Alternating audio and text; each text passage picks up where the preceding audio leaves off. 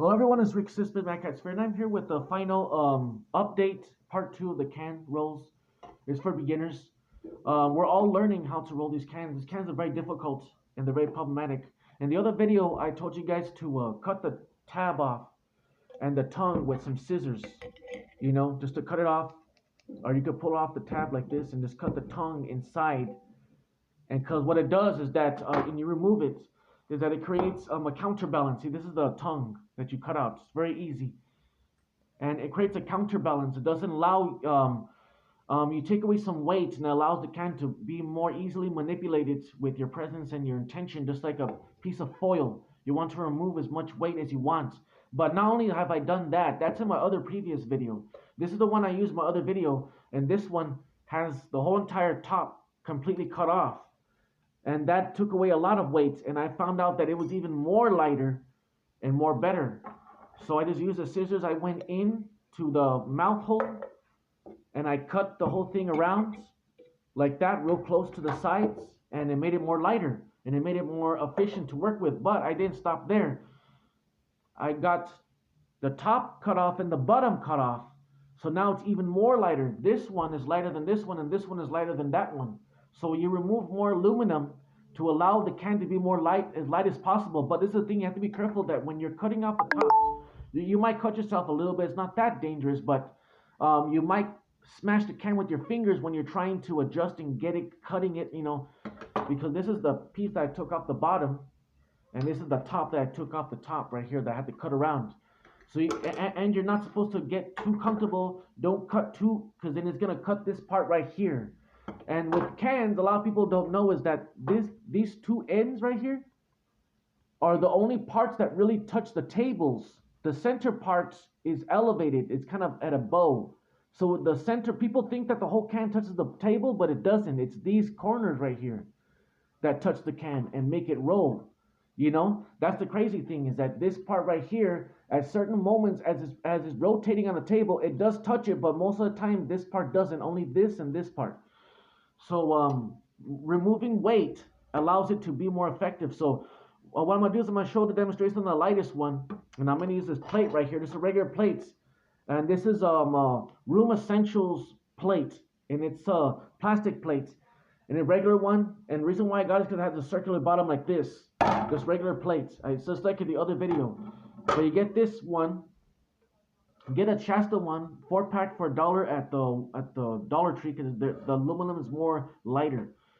So you want to put it right there with the front part right like this, the mid part like that, and balancing on this part, the mid part of the can, right there, to where it's right there on the back part. So you want to have the front part facing away from you and the back part away. This is the back part, this is the front part. You want to have it like this.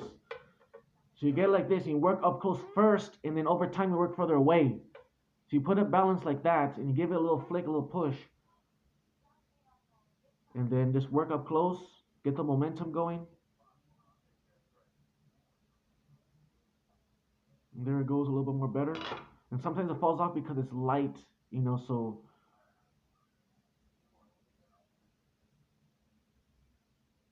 like this, just put your left and right hand there and just let it let the can feel you. See, and there it goes.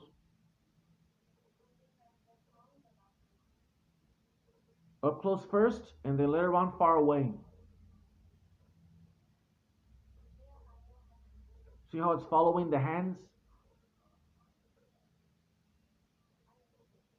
Really, really nice. Telekinesis right there. And over time, you could do this on a flat table. This is similar to, see, my hands are up close because you want to get the heat and the presence close to the can, so you can make a connection with it. Nice speed. See, it's following the hands. Even, it's not creating wind, it's following the heat and the signature of the hand. And you want to have your hands hovering above it. Be hovering above the plate. Don't touch the plate, because the plate has some abnormalities that makes it bend and it might shift to the left and right. Like that. See, there's a 3-inch gap between the hand and the can, and it's still following it.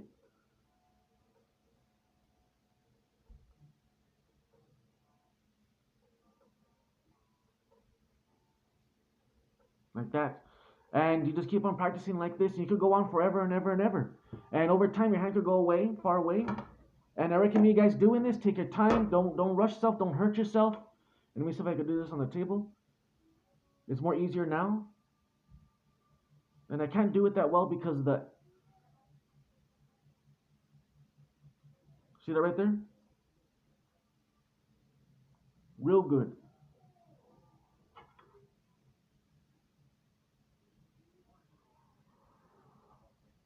Like that. Find yourself a nice, good table. Don't touch the table. Make sure you have your hands hovering. Be patient. And it starts to follow. See, it's following it. Even though it's far away, the hand is far away. It's sitting there and it still follows.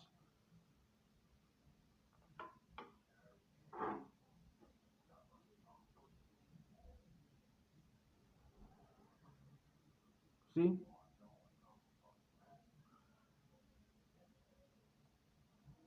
Real good.